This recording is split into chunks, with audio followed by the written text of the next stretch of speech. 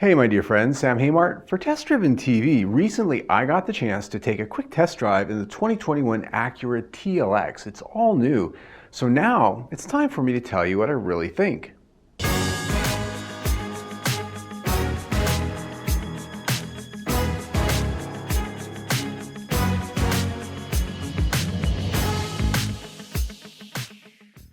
When the all-new 2021 Acura TLX Advance arrived at my doorstep, I was knocked out by its dramatic new styling and the genuinely athletic stance it has. It looks larger, more expensive, and more credible as a luxury sedan to say the least. My Advance all-wheel drive tester was a good middle ground in the trim and pricing schemes of all, coming in at $49,325. At that price, sporting a lot of good stuff like LED headlamps, tail lamps, big dual exhaust tips, real I might add, and some handsome looking 19-inch alloys. Built on what Acura says is an exclusive platform architecture, the TLX is now the flagship sedan for the brand.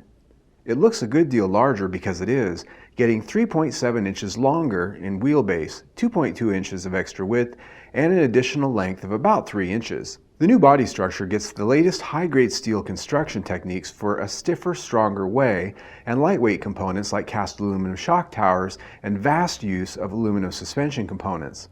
The most important of which includes a double wishbone front suspension that offers up better handling and precision in its feel and better wheel control. A multi-link rear suspension and adjustable dampers by way of its drive modes are included as well. Under the hood of our TLX is a high-output 2-liter VTEC turbo mated to a 10-speed automatic transmission. With 272 horsepower and 280 pound-feet of torque through all-wheel drive, it provided a good push in the back for a base engine. Power is delivered impressively through the 10-speed automatic, much as I found in the Honda Accord Sport I tested last year. The sound is aggressive and it fits the personality of the car, but the annoying engine auto start-stop system could really have been left the hell out of the picture. Handling was sharp and tight in its steering feel, and indeed the new body structure felt solid as if it had been carved from a single block of steel. It was quiet and composed at speed with little wind noise to speak of. The tuning of the adaptive dampers, though, really needs some work.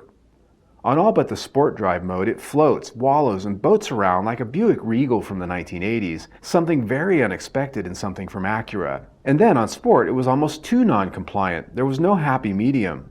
At least the new cabin is rich and well done with design and execution that's more in keeping with its luxury character casting than ever. Fine materials surround you from the leathers and woods, forms are artistic, and the seating exceptional. The infotainment system functionality and sound quality was excellent, its menus well laid out and organized as they mimic most Honda vehicles. What was absolutely awful though was its console-mounted finger pad to navigate it all, utilizing what Acura calls absolute positioning. There's no cursor, but a way of finger pointing that seems different for the sake of being different.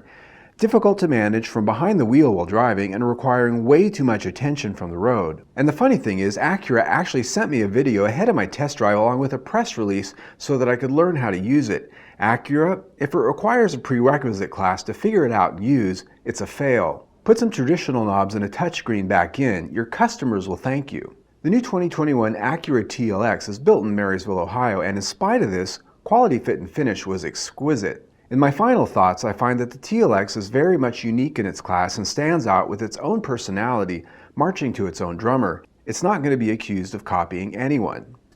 Alright my friends, there you go for my quick test drive impressions of the 2021 Acura TLX. Now yes, you didn't see me standing next to it, you didn't see me driving it, but I drove it.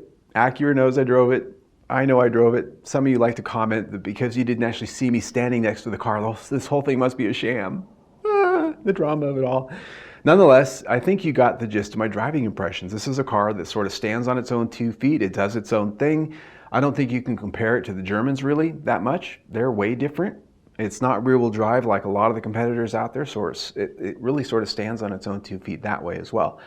Nonetheless, if you like the video you just saw, click right there, see my latest one, or better yet, click there and subscribe to my YouTube channel. Either way, stay tuned.